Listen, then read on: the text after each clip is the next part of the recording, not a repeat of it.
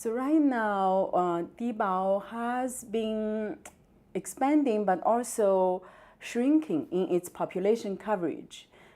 This year in February, earlier this year, nationwide, Dibao covered about 60 million people, among which 15 million were from urban areas. So the majority, 45 million, were from rural areas.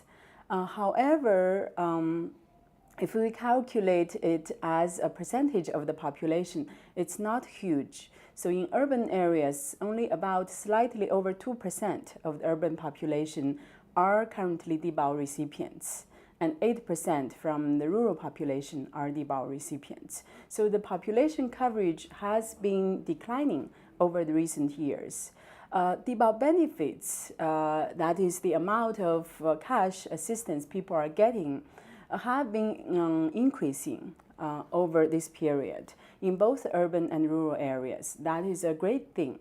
However, one challenge is that the pace of the increase has been slower than the pace of consumer prices. So that means that the poor people who are getting the Dibao benefits are getting something, but not in a sufficient speed as compared to the rest of the nation. So overall, Dibao has contributed quite a bit to the reduction of poverty, and especially among the very poor, so extreme poverty. That means that if a family is extremely poor, faces challenges in medical care, education, other catastrophic expenses, then Dibao is there to provide a last safety net for these families. But overall, the poverty reduction effects are modest. In other words, Dibao couldn't eliminate poverty. That is a challenge faced by the Chinese government and faced by similarly many other countries, because cash assistance or social assistance programs can never really eliminate poverty, because it's to serve the purpose of last resort for the very poor.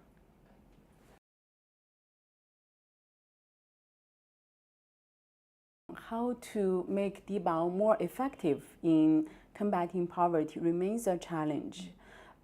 We know poverty is a multifaceted moving target, right? You could be poor this month, but next month somebody happens to give you some gifts and cash, and then you're not poor anymore. Or suddenly your family faces a huge expense. September, somebody needs to go to school, or somebody gets ill suddenly. So those are huge challenges, and for Dibao to be exact in targeting those really in need is not easy. Right now, Dibao relies on one measure, which is income, to decide who would qualify, who would not qualify. There are some other measures that are considered, but mainly it's an income-based or means-tested program. But how do we consider other aspects of people's needs, such as medical care, housing, human or natural disasters? Those are important questions to be addressed in Dibao and also the overall anti-poverty campaign in China.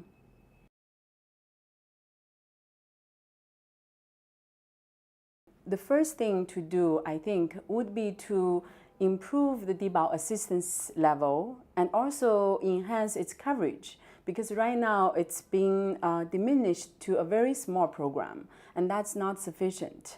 Secondly, we need to focus on children.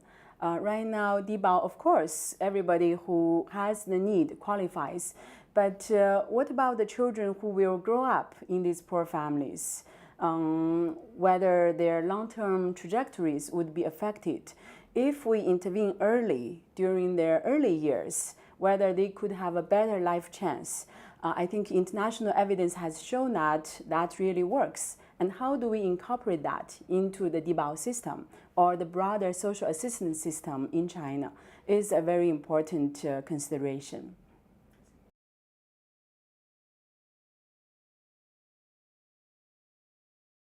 One interesting finding, or I would say promising finding, is most of China's Dibao recipients use the money to invest in human capital from a researcher's point of view, which means they spend the money on healthcare and education, two very important human capital investments. In China, I don't think it's a coincidence. It also fits our cultural expectation, right? We value health and education very much. So I cite many evidence from different studies, especially quantitative studies, to show that families, when receiving the benefits, would prioritize the use of the money for education and healthcare.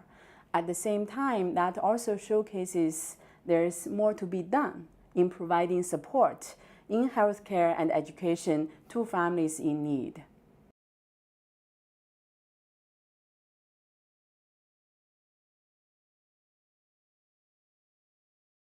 That is also an important aspect, not much researched in the literature.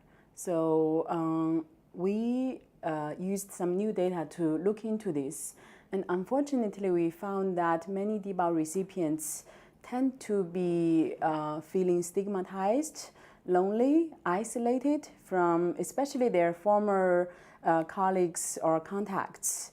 And many also feel that they are being monitored or scrutinized by their neighbors, which is probably not intended, but it's a real consequence.